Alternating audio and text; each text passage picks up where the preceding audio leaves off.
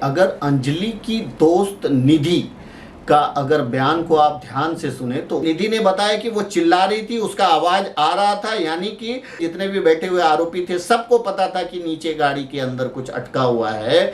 और सीधी सी बात है कि इतना समझना कोई बड़ी बात नहीं है कि उन्होंने एक स्कूटी को टक्कर मारा, तो ये समझ सकते हैं कि उसकी गाड़ी के अंदर एक युवती आ गई है, जो युवती जिंदा थी, यानी एक्सीडेंट होने के बाद भी जिंदा थी।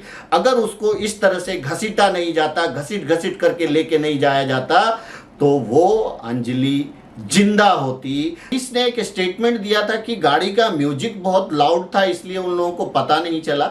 अगर निधि की बात को आप ध्यान से सुने तो वो गाड़ी को आगे पीछे करता रहा और आगे, तो अगर उसको पता नहीं चला तो वो आगे पीछे कैसे कर रहा था गाड़ी को, और फिर वो गाड़ी को लेकर के घसीटता हुआ चला गया। इसको अंजलि, अगर निधि ने अपनी आंख से देखा है, और निधि जो कि बोलती है कि हमें कम चोट आई थी और हम वहाँ से पैदल घर पे आ गए, 2-2.5 किलोमीटर उनका घर था वहाँ से।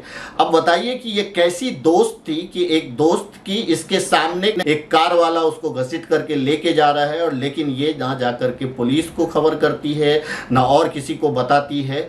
और पुलिस को तो इस बात का पता ही नहीं चलता। पुलिस तो अपने स्टेटमेंट में यही कहती है कि ये एक हिट एंड रन का मामला है, और उसी हिसाब से मामला भी दर्ज हो जाता है। एक 23 साल की युवती अंजलि, जिसकी इतनी दर्दनाक मौत होती है, और उसके मौत के बाद उसके कैरेक्टर को जो है उछाला जा रहा है कि वो कैसी थी, क्या करती थी, नहीं करती थी। वो जो भी थी उसका अपना पर्सनल लाइफ था, लेकिन किसी को क्या ये हक है कि वो किसी को इस तरह से रौंद के मार दे?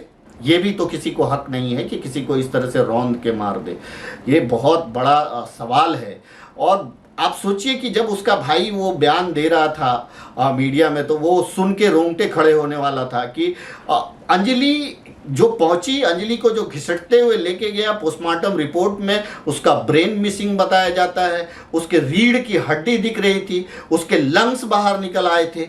कितना ब्रूटल मर्डर हुआ है उसका। ये एक मर्डर है, ये एक हत्या है। क्योंकि टक्कर, मैंने जैसा पहले भी कहा था कि अगर टक्कर लगता है तो आदमी को पता चलता है, और टक्कर के बाद अगर वो उतर के उसको देख लेता था गाड़ी से कि वो बची है या नहीं बची है, तो शायद जो है उसकी जान बच जाती थी। क्योंकि तो दोस्तों बहुत सारे सवाल खड़े हो रहे हैं, और ये जो अंजलि के साथ जो भी हुआ वो बहुत ही गलत, विभत्स, दर्दनाक से भी दर्दनाक कहेंगे हम, कि किसी को ऊपर वाला ना करे कि इस तरह की मौत नसीब हो।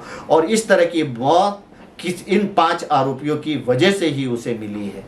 ये 5 आरोपी अगर उसी वक्त उतर करके गाड़ी से देख लेते थे तो शायद अंजलि हमारे बीच होती। अंत में इतना ही कहूँगा, आप सब अपना ख्याल रखें, एक दूसरे को दुआओं में याद रखें। Thank you so much.